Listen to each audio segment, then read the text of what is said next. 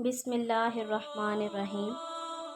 ایک یہودی کو آپ صلی اللہ علیہ وآلہ وسلم سے چند دینار قرض واپس لینا تھا کہ ایک مرتبہ رسول پاک صلی اللہ علیہ وآلہ وسلم راستے سے گزر رہے تھے تو اس یہودی نے آپ صلی اللہ علیہ وآلہ وسلم کا راستہ روک لیا اور کہا، جب تک آپ میرا قرض واپس نہیں کریں گے اس وقت تک میں آپ کو یہاں سے جانے نہ دوں گا۔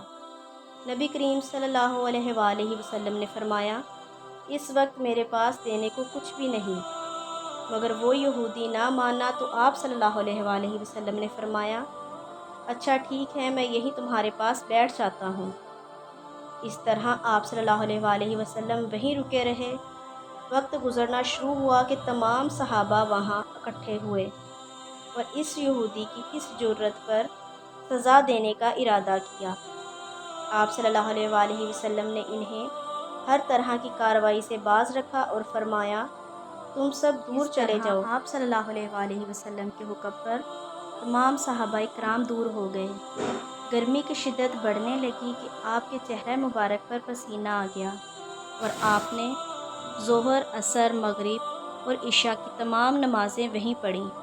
اس طرح رات گزر گئی۔ پھر اگلے دن فجر کی نماز بھی آپ نے وہیں ادا کی، لیکن آپ صلی اللہ علیہ وآلہ وسلم نے نہ تو کوئی سخت جملہ ادا کیا اور نہ غصے کا اظہار کیا۔